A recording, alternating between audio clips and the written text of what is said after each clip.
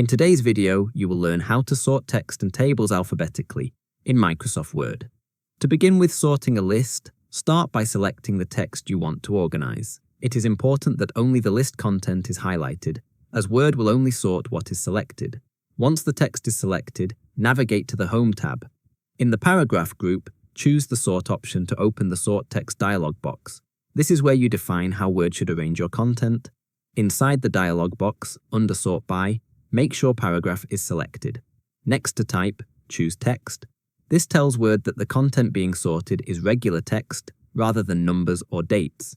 You can then choose whether to sort in ascending order, which arranges content from A to Z, or descending order, which arranges it from Z to A. Once your options are set, press OK, and Word will immediately rearrange the selected list. It is important to note that this method works best for simple, single-level lists.